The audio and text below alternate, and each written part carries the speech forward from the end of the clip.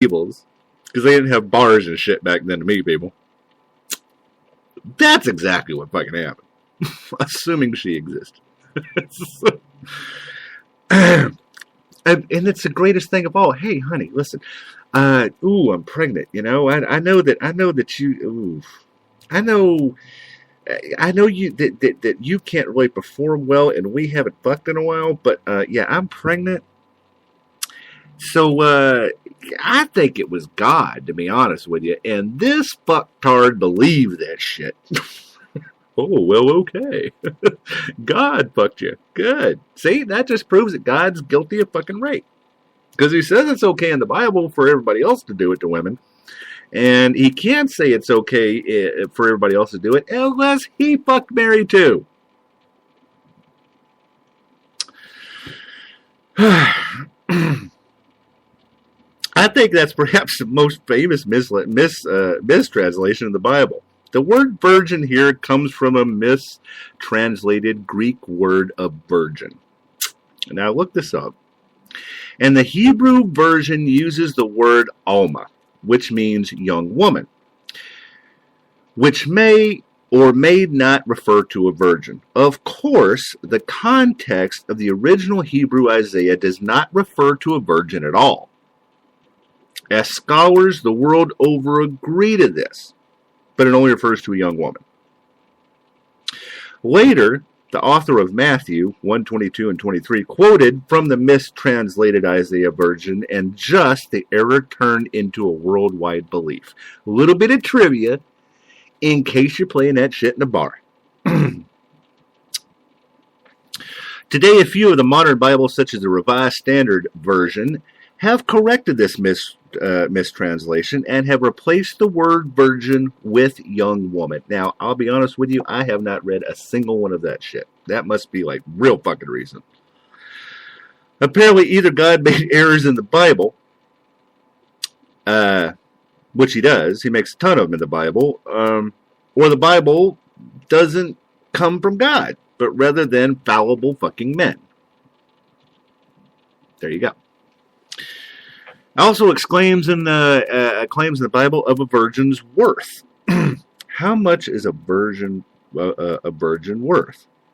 Now, in today's prices and on the internet, you look at about $50,000 to pop a cherry, and that has happened. Somebody auctioned off their virginity, I don't know, it was a couple of years ago, for 50 grand and got it. So, needless to say, back in those times, it was a little cheaper. If a man finds a damsel that is a virgin, which is not betrothed, and lay hold on her, doesn't that sound like it's livestock to you? But anyway, I digress. And he lay hold on her and lie with her, and they be found. Okay, I'm going to go back over that in a minute. Then the man that lay with her shall give unto the damsel's father 50 shekels of silvers, and she shall be his wife, because he hath humbled her. He may not put her away all of his days. Man, that takes some dissecting here. And again, if I had my friend Heather, which cannot call in because this is not a call-in show because I haven't figured out how to fucking do it yet, we could dissect that for a while, but I will start without her. If a man find a damsel as a virgin which is not betrothed, and lay hold on her, cattle, and lie with her, and they be found. All right, let's stop there. So the guy goes out, he finds a virgin. Now, lay and hold back in those days mean he fucked her. And they be found by the father. The father can't beat the shit out of him, or, cut him in half, or do some shit like, fucking Excalibur King Arthur days, like that shit would have happened. The man can say, hold on a second. Okay, we'll just say shekels is bucks. Here's $50. And the guy's got to say to him, all right, well, here, thank you for the 50, and now she's your wife. because he hath humbled her. Now, I admire women today. I really do. Because women, I think, once they get laid, don't feel like they've been humbled. I think they feel empowered. And that should give something to today's society where you don't have to feel like a dirty fucking whore. So, it's just my opinion. I think the belief that some get about the biblical law tends them to think that it's represented a great advancement in morality.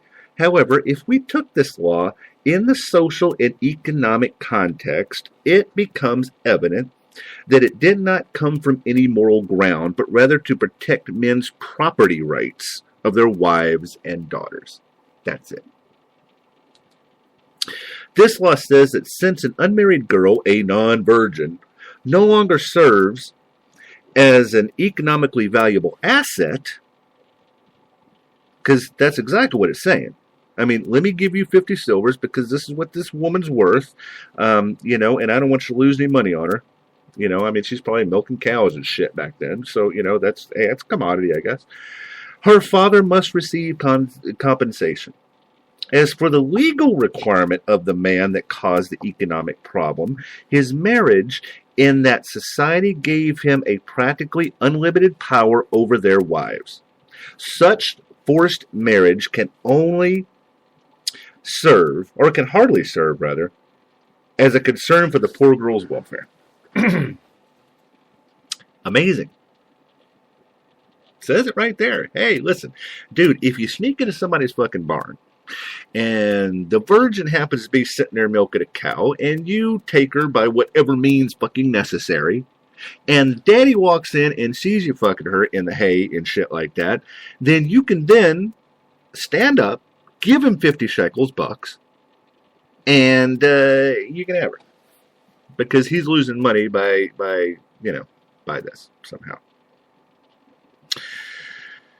Okay, I know the Christians are going to kill me, but or my atheist boys are going to kill me for this, and the Christians are going to go, hell yeah, because, this is to all you Southern Christians out there, you dipshits that believe this shit. So I don't want you again, because I know I have more Christian listeners than fucking atheist listeners. I don't want you Christian men going out there now and going, it says so in the Bible because I heard it on the Atheist Agenda, because you're just going to sound like a fucking idiot. So here we go. Here it is. Ephesians 5:22 through 24. And I know right now that my friend is sitting at home listening to this, and all I can hear out of her is, yeah, right. Wives, submit yourselves. Wives, submit yourselves unto your own husbands as unto the Lord. For the husband is the head of the wife, even as Christ is the head of the church, and he is the Savior of the body. Therefore, as the church is subject unto Christ, so let the wives be subject to their husbands in everything. All right, now I'm going to give you a little bit to soak that in. And all you women that are listening to this, looking over at your husband right now. Let him live. Testicles are a good thing. Leave him alone. Go get a cup of coffee and shake it off. And all you Christian women that are listening to this, see? This is what fucking religion gets you. Servitude. These words of Paul describe another instance for calling of the submission of women to their husbands. Note that the all-inclusive everything could allow husbands to submit their wives to anything, including rape, beatings, slavery, etc. Now, you can also look at 1 Corinthians 11:3 through 12, 1 Corinthians 14:34 through 36, 1 Timothy 2:8 through 15, Peter 3:1 through 7, and Colossians 3:18 through 19, which will back up what that says. So not only is it just mentioned once, it's reinforced throughout the Bible. I'm telling you guys, God hates fucking women in every way possible, and it's just, Now, This one is one that I wish that I had whenever I was with a certain person. Okay, now, I know you women are screaming at the radio about what I'm going to do, but this is just a personal jab at my little friend out there, Radio Land. Women shall not speak. This is in 1 Corinthians 14:34-35. Let your women keep silence in the churches, for it is not permitted unto them to speak, but they are commanded to be under obedience, as also saith the law. And if they will learn anything, let them ask their husbands at home, for it is a shame for women to speak in the church. Or in bars, or whatever, they're mad at you, or they don't understand what the fuck you're doing, or they give you shit about your phone. Anyway, I'm just kidding. They didn't say that in the Bible. Another way that God hates women. I mean, really, if anyone ever wishes to find an explanation of women's inferiority over men, one only has to look in the Bible. Paul makes clear the importance of women recognizing her place ad nauseum. Ugh. Something on women's sorrow. Unto the woman he said, I will greatly multiply thy sorrow and thy conception. In sorrow thou shalt bring forth children, and thy desire shall be to thy husband, and he shall rule over thee. Now this is the first book of the Bible, Genesis 3:16. Come on, ladies, keep believing in that shit. I say all the women listening right now should all become atheists and go beat the fuck out of your husband. Just don't touch his nuts, because that's delicate shit. But you can hit him with anything else. That's fine. I mean, not only does a woman get blamed for the fall of Adam and Eve and all that shit. I mean, she gets blamed for that shit. But God decides to multiply her sorrow, plus she must submit to her husband like a slave. Now, considering that God knows everything, don't you think he had that shit planned?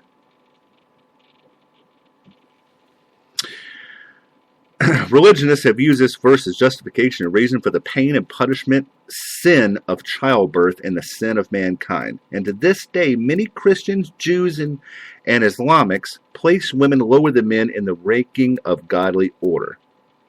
If ever there existed a more cruel justification against women, it could not have done as much damage as from the belief in Genesis 3:16. Because of the belief in the fall, countless Christians have branded the entire human race as deprived. And they blame women for it. Because the advent of male-dominated religions, cultures from around the world respected women and worshiped goddessness before the advent of all these male religions. I mean, the Hindu religion, all that kind of stuff, praised women. But as soon as men got in charge of that shit, started believing in this Bible shit, everything fucking changed. The Old Testament records the brutal slaughter of surrounding cultures, and slowly throughout the centuries, the goddess religions faded away in the place of the belief system of jealous male war god. What do you think? Well, I think that's true. We're not done. Oh, I got at least a couple of things, or a few things left, and then I'm going to quit ranting. I swear to God. And you women go beat the fuck out of your husbands after that. It says, "Rip up pregnant women" in Hosea 13:16. It says, "Samaria shall become desolate, for she hath rebelled against her God. They shall fall by the sword; their infants shall be dashed into pieces, and their women with child shall be ripped up." Now, I don't even know how you do something like that, but fucking there you go. I mean, he clearly doesn't like women, and clearly right here doesn't like fucking kids. I mean, you know. But you guys keep praying to him, you fuckers. Go right ahead. Throughout the Bible, God smites those who do not believe in him, or those who do not follow his commands, which means that you can hear static here very soon. I don't know. Because God knows I'm due. I think in that scripture we have the grotesque depiction of infants dashed to pieces and pregnant women ripped apart. I think whatever rebellious nature of an infant's father or mother may have been,